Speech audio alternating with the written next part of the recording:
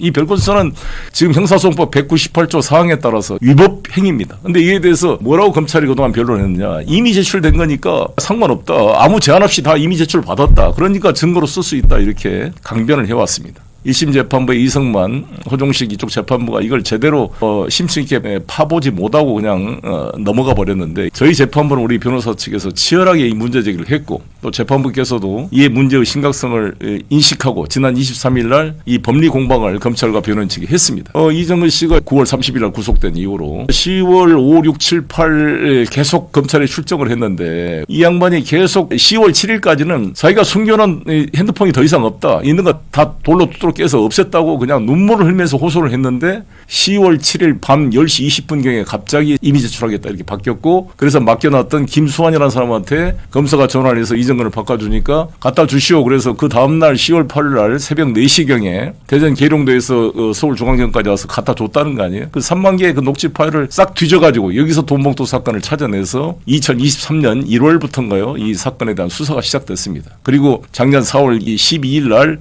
압수수색이 들어갔고 JTBC 보도가 시작됐습니다. 그러면 이정근의 이 문제가 어떤 게 있냐면 두 가지 문제인데 과연 이미 제출이라고 해서 모든 게 허용이 되는 거냐. 근데 지금까지 대법원 판례는 이미 제출을 할지라도 당해 피의 사실에 한정되는 거지 무한정으로 다른 별건 수사로 써라는 건 아니잖아요. 근데 그때 당시 이 이미 제출했을 당시는 돈봉투 사건이 거론도 안 됐고 알지도 못했어요. 사실 피의 사실이 아니었어요. 피의 사실은 알선수재건이었고 있어봤자 노영민 실장과 관련된 CJ 복합물류 고문인가 임명됐던 그 사건이었습니다.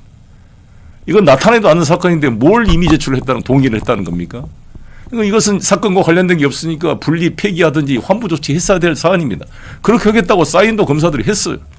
근데 꽃감 빼먹듯이 이 뒤에서 보장했다가 별건 수사를 하게 된 것이죠. 따라서 이것은 애초에 별건 수사로 위법 수입 증가다는 게 주장인 거. 두 번째는 이미 제출의 임의성이 의심이 간다는 거죠. 바로 지금 띄워놓은 옆에 기브 앤 테이크가 있다. 우리나라에 플리바기닝이 허용이 안 되잖아요. 응분의 그런 보답이 있을 것이다. 협조하면. 이런 식으로 회유를 한 거잖아요. 또 협박은 뭐냐. 여러분 가족이 우선 아니냐. 가족들을 봐야 될 거 아니냐.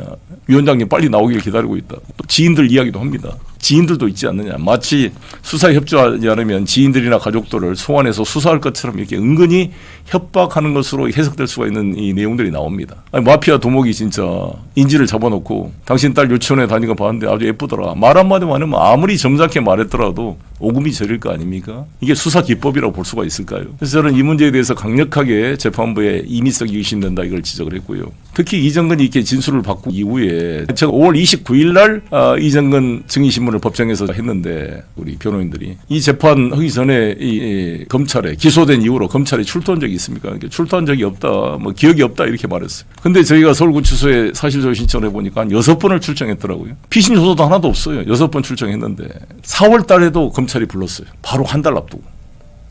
그러면 우리나라 지금 판례가 기소를 해놓고 증인신문 절차가 진행되는데 그 증인을 검사가 불렀다는 것은 증인의 신빙성을 탄핵하는 데 중요한 의심 요소가 되는 거 아닙니까? 이번에 대해서 저희가 강력히 주장을 한 거죠.